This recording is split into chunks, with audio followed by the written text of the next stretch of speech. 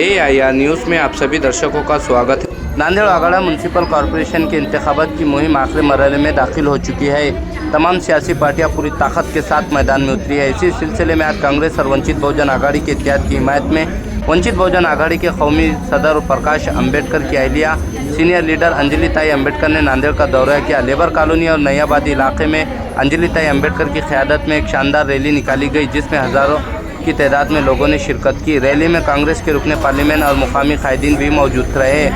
Rally जहां से गुजरी, आवाम की बड़ी तादाद इस रैली में शामिल होती चली गई।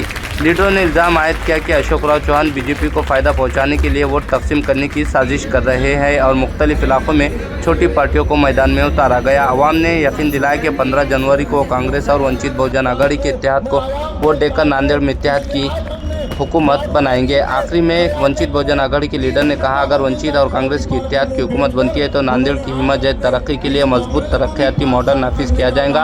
अंजलि ताई अम्बेडकर का दौरा नांदेड़ के तौर पर सियासी हलचल देखा जा रहा है। Bureau report, Nanded. वंचित बहुजन आघाडी आणि भारतीय काँग्रेस हे दोन पक्ष एकत्र आलेले आहेत। ते सगळे मतभेद विसरून नांदेडचा विकास घडवण्यासाठी आणि भाजपला थोपवण्यासाठी इथे एकत्र आलेले आहेत।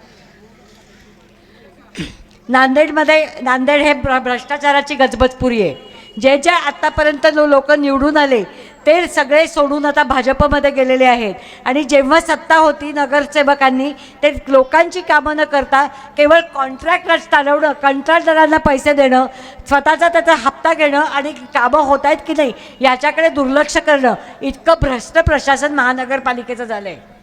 आम्ही असं आश्वासन देतोय की वंचित बहुजन आघाडी आणि राष्ट्रीय काँग्रेस या दोन पक्षांचे उमेदवार, दोन पक्षांची सत्ता आल्यास भ्रष्टाचार मुक्त व्यवस्था राहील, महिलांच्या सुरक्षिततेसाठी खास व्यवस्था केली जाईल, रस्ते, पाणी आणि आरोग्याच्या सुविधा, सर्वसामान्य माणसाला काय हवं असतं,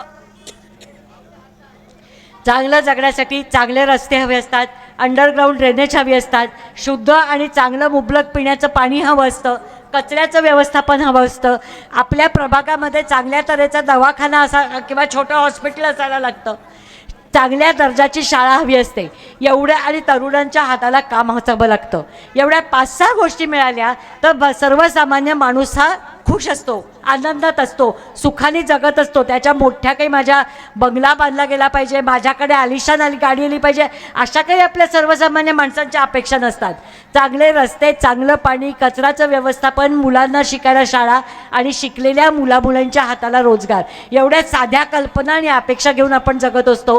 पण त्यासुद्धा अपेक्षा इथलं प्रशासन, इथलं सरकार पुरं करत नाही आणि त्याच्यामुळे मी आज या दोन्ही पक्षांच्या वतीने ग्वाही देते की संपूर्ण प्रभाग 3 मधनं राष्ट्रीय काँग्रेस, भारतीय राष्ट्रीय काँग्रेस आणि वंचित बहुजन आघाडीचं जर पॅनल निवडून आलं आणि संपूर्ण नांदेड महानगरामध्ये या दोन पक्षांची सत्ता आली तर नांदेड शहरातल्या सर्व वंचितांना न्याय देणारं इथलं प्रशासन असेल। महानगरपालिकेचा जो निधी असेल त्याचं समन्यायी वाटप होईल आणि जास्तीत जास्त मूलभूत सुविधा या वंचित घटकांचा जो वस्ती आहेत, जो भाग आहे त्याला दिला जाईल। ही आज सगळ्यांच्या वतीने मी इथे ग्वाही द्यायला आली आहे। आज आपल्या इथले 4ही उमेदवार आहेत, ते सगळ्यांचं चिन्ह गॅस सिलेंडर आहे। अशोक चव्हाणांची टीम, अशोक चव्हाणांची गँग हे अलीबाबा 40 चोर मधले 40 चोरांची गँग आहे। लूटमारी करण्यापुढे अशोक चव्हाणाच्या गँगला काही कळत नाही।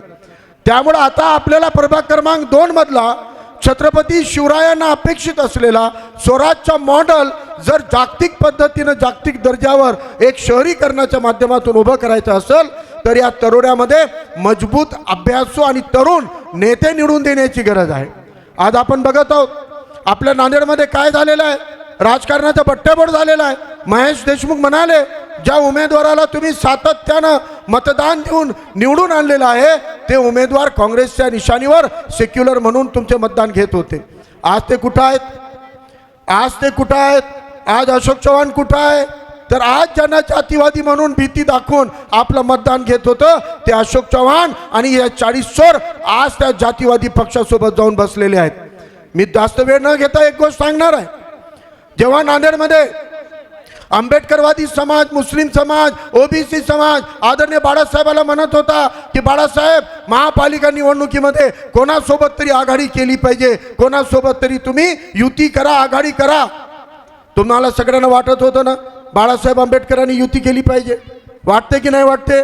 युती केली पाहिजे म्हणून वाटते की नाही वाटते? आता तुमच्या सगळ्यांचा आग्रह होता म्हणून बाळासाहेब म्हणले ठीक आहे बा आपण युती करूया. मग आमच्याकडे प्रस्ताव कोणाकोणाचा आला? काँग्रेस पक्षाचा आला, महेश भाऊ आणि सगळ्या टीमनं पुढाकार घेतला खासदार साहेबांनी. आणि दुसरा प्रस्ताव आपल्याकडं राष्ट्रवादी काँग्रेस पार्टीचा आला होता. राष्ट्रवादी काँग्रेस पार्टीचा प्रस्ताव आला तेव्हा आदरणीय बाळासाहेब आंबेडकराला त्यांचे माजी आमदार हॉटेलमध्ये भेटायला आले, त्याची बातमी झाली. बाळासाहेब आंबेडकर, मी आणि ते माजी आमदार बसलो. बाळासाहेबांसमोर त्यांनी म्हणलं बाळासाहेब राष्ट्रवादीला संघ घ्या की.